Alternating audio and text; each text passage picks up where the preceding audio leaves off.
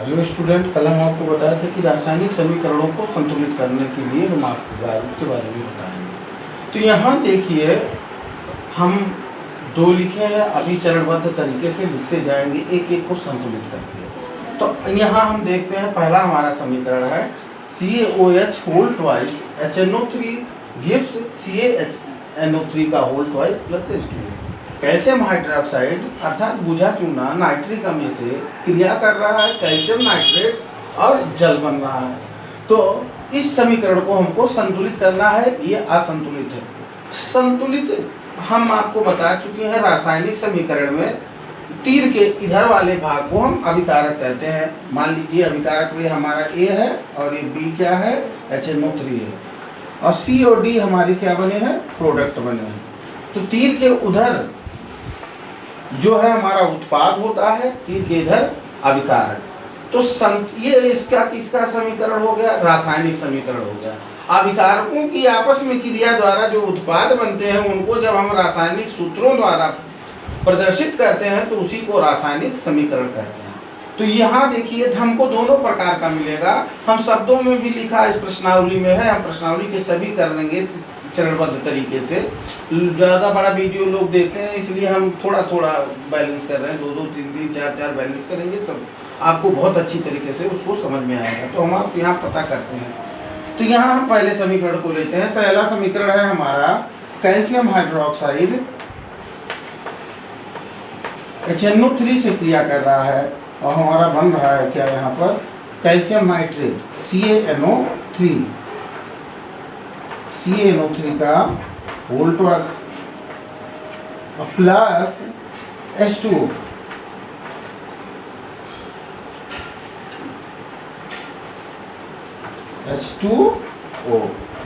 इसको हमको संतुलित करना है।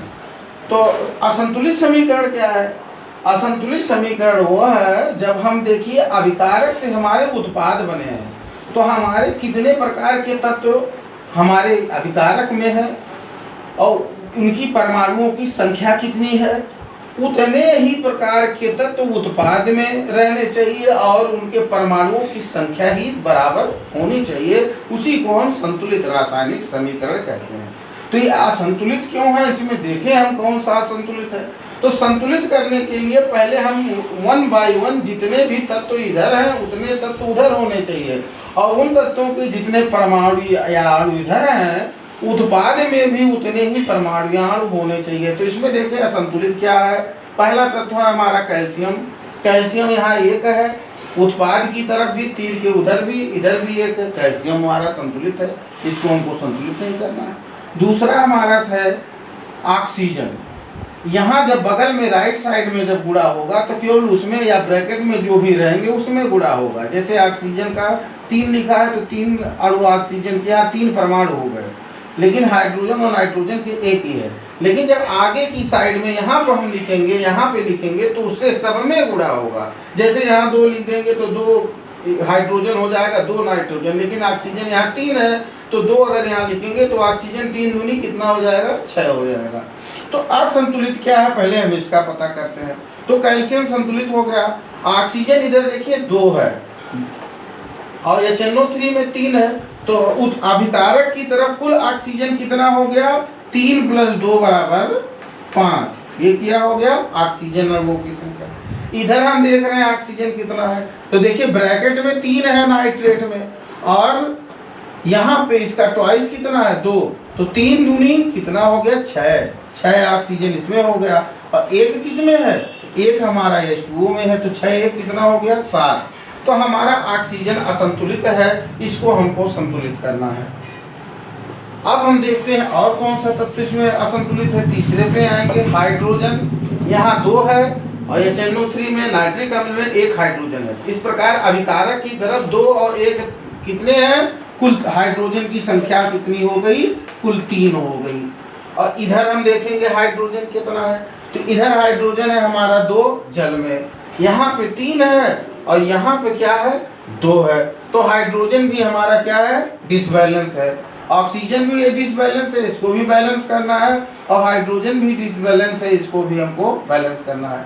अब अगला हम तत्व देख लेते हैं। पहले हम देख लेंगे कौन कौन से असंतुलित हैं। अगले में HNO3 में हम देखते हैं तो कार्बन, ऑक्सीजन और हाइड्रोजन हो गया। अब हम नाइट्रोजन का देखेंगे, ऑक्सीजन भी हो चुका है, वो भी असंतुलित है। कैल्शियम क्या है, कैल्शियम संतुलित है केवल, बाकी ऑक्सीजन और हाइड्रोजन क्या है, असंतुलित है। अब इसमें और क्या तत्व बचा, केवल नाइट्रोजन। इसमें भी है देखिए हाइड्रोजन, ऑक्सीजन, लेकिन कुल इधर तरफ कितने प्रकार के तत्व हैं, एक कैल्शियम है, दूसरा ऑक्सीजन है, तीसरा हाइड्रोजन है और चौथा नाइट्रोजन है। किसी एक ही तत्व को हम कई दो बार नहीं गिनेंगे। कुल तत्व कितने प्रकार के हैं, कैल्शियम 1, ऑक्सीजन 2, हाइड्रोजन 3 और नाइट्रोजन 4। 4 प्रकार के तत्व अगर इधर है तो उतने ही 4 प्रकार के तत्व के परमाणु यहाँ होने चाहिए, योगी कोई भी बने। कोई नया परमाणु या नया तत्व उत्पाद में नहीं आएगा। और संतुलित क्या होता है, जितने परमाणु इधर हैं किसी भी तत्व के उतने ही परमाणु उत्पाद में भी होने चाहिए, तभी वो हमारा समीकरण संतुलित होगा। तो इसमें कई चीजें असंतुलित हैं। तो अब 4 नाइट्रोजन देखेंगे, नाइट्रोजन की स्थिति क्या है, संतुलित है कि असंतुलित है। नाइट्रोजन यहाँ पे कितना है, यहाँ पे 1 है और इसमें NO3 का ट्वाइस है, तो ट्वाइस में इसमें गुणा होगा तो 3 दूनी 6 ऑक्सीजन हो जाएगा। लेकिन नाइट्रोजन 1 है, इसमें भी गुणा होगा क्योंकि ये भी कोष्टक के अंदर है।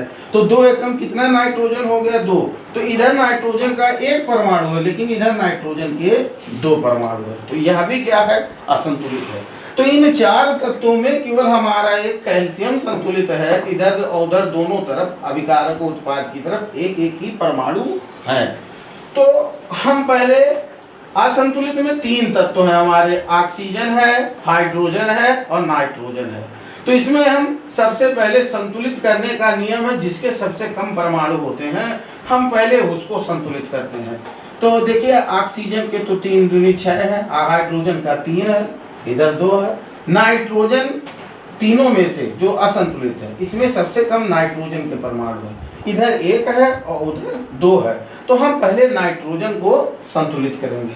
तो नाइट्रोजन इधर 1 संख्या है, इधर 2 है, तो इधर 2 करने के लिए यहाँ बीच में तो हम कर नहीं सकते इसके नीचे, क्योंकि तब यौगिक ही बदल जाएगा, ऐसा कोई यौगिक संभव नहीं होता है। तो हम आगे लगाएंगे इसके, ध्यान दीजिएगा, प्लस का साइन ध्यान दीजिए। तो यहाँ हम आगे 2 लगा दिए। अब इससे क्या हो गया, हमारा नाइट्रोजन 2 हो गया, इधर भी नाइट्रोजन 2 है, ये नाइट्रोजन हमारा क्या हो गया, बैलेंस हो गया। अब हो सकता हो नाइट्रोजन के बैलेंस होने से अन्य चीजों का बैलेंस क्या हो, बिगड़ गया हो, अन्य तत्वों का। हम फिर से अब दूसरे तत्व को एक के बाद एक क्रमबद्ध देते, अब आप करेंगे तो आपको कंफ्यूजन नहीं होगा। अब हमारा क्या हो गया, कैल्शियम तो पहले से बैलेंस था, अब हमारा नाइट्रोजन भी बैलेंस हो गया, तो 2 तत्व हमारे क्या हो गए, बैलेंस हो गए। अब हमारा बचा क्या है, ऑक्सीजन और हाइड्रोजन। अब इसकी पोजीशन हम देखते हैं कितनी कितनी हुई इस चेंज के बाद। तो यहाँ ऑक्सीजन कितना है, 2 है, और यहाँ पे ऑक्सीजन कितना है, 3 दूनी 6, 6 2 कितना हो गया, 8 हो गया। इधर ऑक्सीजन हमारा 3 दूनी कितना है, 6 है, और 1 है पानी में 7 है। तो यहाँ 8 है ऑक्सीजन है और यहाँ 7 है ऑक्सीजन है। तो इसको हम बैलेंस पहले करेंगे, हाइड्रोजन की चिंता छोड़ दीजिए जो बचा हुआ, पहले 1 स्टेप बाय स्टेप करेंगे, अपने आप कंफ्यूजन दूर होगा। तो यहाँ पे देखिए प्लस H2O है, तो यहाँ इसके आगे हम क्या लगा देंगे, यहाँ हम चलिए नीचे लिख दे रहे हैं प्लस H2O है, तो H2O में हम 2 लगा दिए।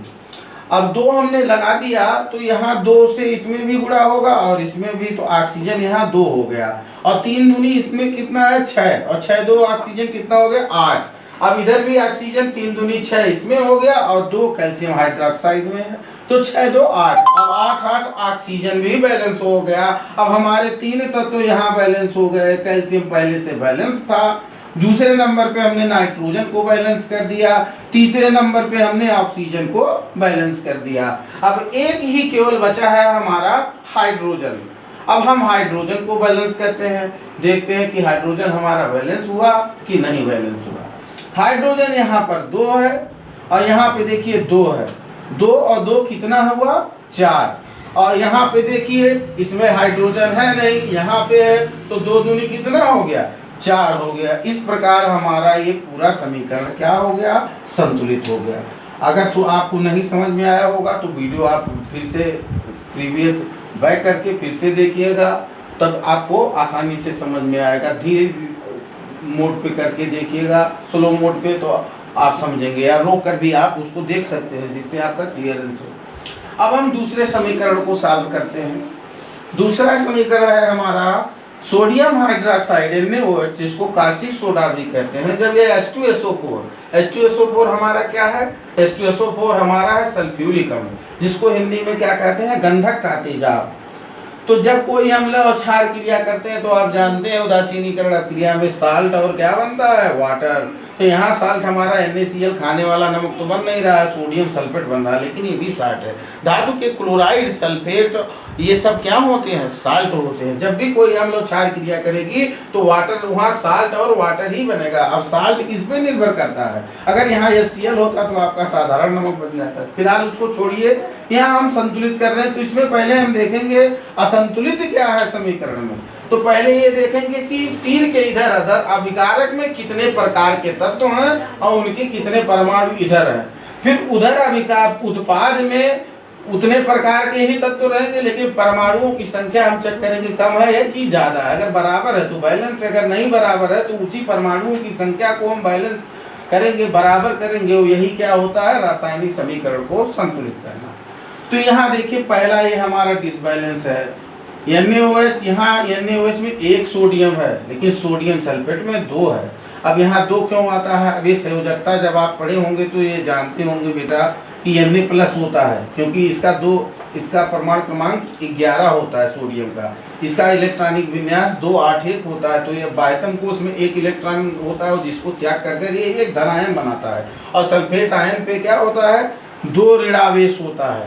तो 2 ऋणावेश होता है, तो एक सोडियम पे 1 ही प्लस आवेश होता है। 2 जुड़ेंगे इसीलिए कि 2 धन होंगे तभी 2 ऋण से जुड़ेंगे, क्योंकि कोई भी यौगिक जो होता है वो विद्युत रूप से उदासीन होता है। इसलिए उसमें जो भी 2 तत्व जुड़ रहे हैं आयन, तो उनके आयनों के आवेश की प्रकृति विपरीत, मतलब एक धनावेश हो एक ऋणावेश हो, लेकिन मात्रा समान होनी चाहिए। अगर धनावेश 2 है तो ऋणावेश भी 2 होना चाहिए, नहीं तो तभी वो यौगिक होंगे। नहीं तो अगर धनावेश और ऋणावेश कम होंगे तो यौगिक नहीं हो जाएंगे, तो वो आयन बन जाएंगे। जैसे किसी पे जब आवेश आ जाता है तो वो आपको हम संयोजकता में समझाएंगे, वो आप पढ़े होंगे। 9 में नहीं होगा तो फिर भी आप कमेंट बॉक्स में करिएगा, उस पर हम भी वीडियो बनाएंगे। इसको देखिए, यहाँ क्या डिसबैलेंस है? पहला सोडियम हमारा डिसबैलेंस है, यहाँ 1 परमाणु है और इस तरफ उत्पाद की तरफ 2 परमाणु है।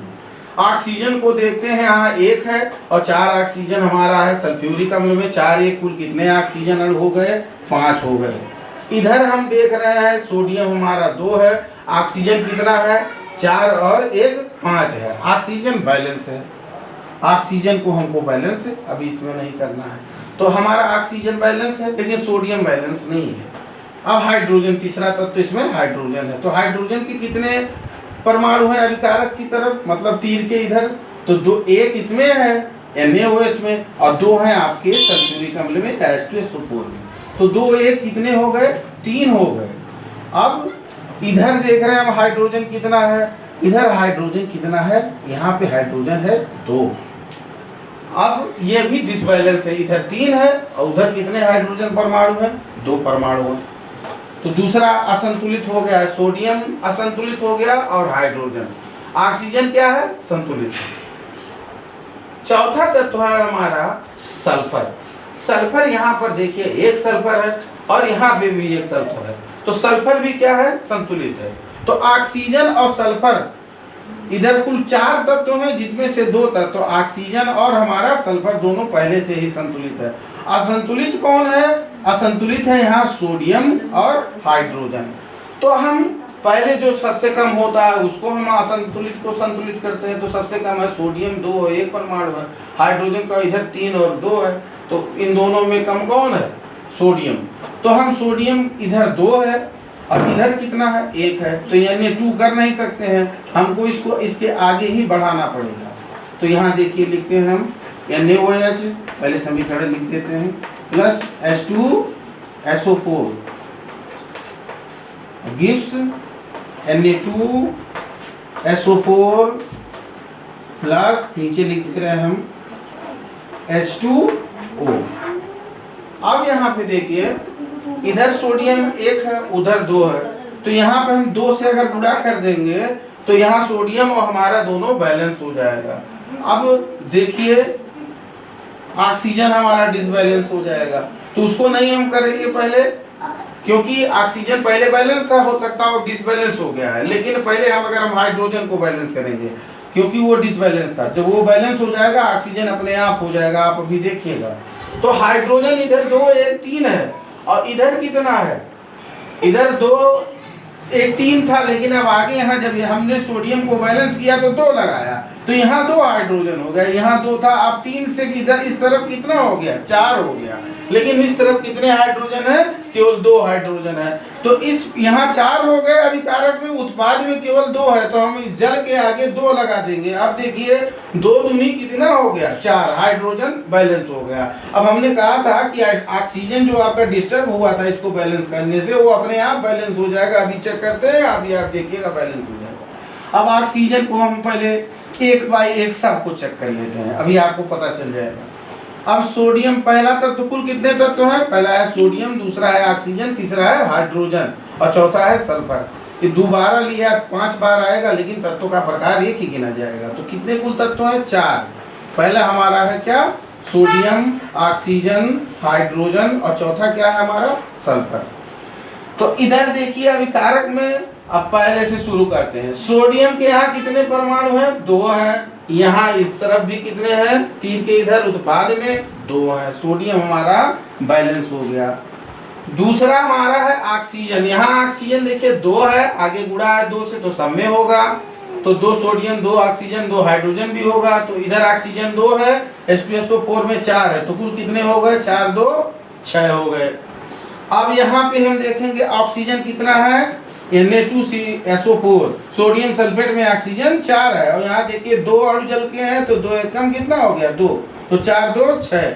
अब इधर भी 6 और इधर भी 6, ऑक्सीजन भी हमारा क्या हो गया, बैलेंस हो गया। अब देखिए हमारा तीसरा अंतिम तत्व बचा है हाइड्रोजन। इधर हाइड्रोजन देखिए कितना है, 2 आगे जुड़ा हुआ है, तो ये 2 हो गया और 2 H2SO4 में है, तो 2 2 कुल कितने हो गए, 4 हाइड्रोजन हो गए। इधर देखिए जल में 2 दूनी 4 हाइड्रोजन। अब देखिए इस प्रकार आपका ये समीकरण क्या हो गया, ये संतुलित हो गया समीकरण। अब हम नेक्स्ट एग्जाम्पल लेंगे, उसको कई एग्जाम्पल या जो भी आपको कुछ समीकरण जो छूट जाए मान लीजिए मुझसे, जिसको मैं कई पार्ट में आपको हमको समझाना पड़ेगा, तो अगर कोई समीकरण छूट जाए तो उसको कमेंट बॉक्स में करके बताइए। जिसको आप ना संतुलित कर पा रहे हो उसको भी बताइए, हम उसको आपको संतुलित करने को बताएंगे। तो प्लीज़ लाइक करें, कमेंट करें, कमेंट से हम लोगों को मनोबल मिलता है, और क्या कमियां हैं उसको स्पष्टली कहें, उसको हम दूर करने का प्रयास करेंगे। हम एक और समीकरण लेते हैं, जैसे बहुत ही कॉमन समीकरण लेते हैं। देखिए जल हमारा बहुत सामान्य यौगिक है, सभी लोग में जल ही जीवन है। तो H2O कैसे बनता है हम जानते हैं, हाइड्रोजन और ऑक्सीजन के संयोग से हमारा क्या बनता है, H2O का निर्माण होता है। तो हाइड्रोजन और ऑक्सीजन किस अवस्था में जुड़ते हैं, अणु के रूप में। क्यों, क्योंकि आप जानते हैं केवल विशेष कंडीशन में नवजात हाइड्रोजन या नवजात ऑक्सीजन के रूप में परमाणु में जुड़ते हैं, नहीं तो सहसंयोजक यौगिक या धातुएं जो होती हैं ज्यादातर ये अणुओं के ही रूप में होती हैं। तो हाइड्रोजन भी हमारा गैस है और ऑक्सीजन भी गैस है, दोनों गैसियस फॉर्म में है, G फॉर गैस। लेकिन ये क्या है हमारा, ये लिक्विड है, ये हमारा द्रव फॉर्म में है, 2 गैस मिलकर द्रव अवस्था में बनाते हैं। अब लेकिन देखिए इसमें भी समीकरण संतुलित नहीं है। क्यों नहीं संतुलित है, अब यहाँ देखिए H2O2 से मिलकर क्या बना है, H2O पानी बना है। लेकिन हाइड्रोजन तो संतुलित है, लेकिन ऑक्सीजन इधर 2 परमाणु है और इधर 1 परमाणु है। तो हम इसको संतुलित करने के लिए क्या करेंगे, यहाँ O2 कर नहीं सकते क्योंकि तब दूसरा यौगिक बन जाएगा हाइड्रोजन पेरोक्साइड, इसीलिए हम कहाँ करते हैं, यहाँ बढ़ाते हैं 2। अब 2 एकम 2 ऑक्सीजन इधर भी हो गया, 2 ऑक्सीजन इधर भी है, बैलेंस हो गया। लेकिन देखिए एक चीज डिसबैलेंस हो गया, हाइड्रोजन 2 ही रह गया, यहाँ पे हाइड्रोजन 2 दूनी कितना हो गया, 4 हो गया। तो यहाँ पे भी हम क्या करेंगे, 2 लगा देंगे। अब क्या हो गया, अब 2:2 4 हाइड्रोजन और 2 ऑक्सीजन, और 4 हाइड्रोजन और 2 ऑक्सीजन। इस प्रकार ये भी समीकरण क्या हो गया, संतुलित हो गया। तो कोई भी समीकरण होगा, अब हम जो बचे हुए हम अभ्यास NCERT के जो कक्षा 10 के जितने भी अभ्यास प्रश्न है पाठ के, उन सभी को हम आपको सॉल्व कराएंगे। जितने भी न्यूमेरिकल हैं, समीकरण जितने शब्दों के दिए गए हैं, शब्दों से समीकरण लिखना है, उसको संतुलित करना है, या समीकरणों से उसको संतुलित करना है, दोनों प्रकार से हम संतुलित करेंगे। तो नेक्स्ट वीडियो में, तब तक के लिए थैंक यू। Till then.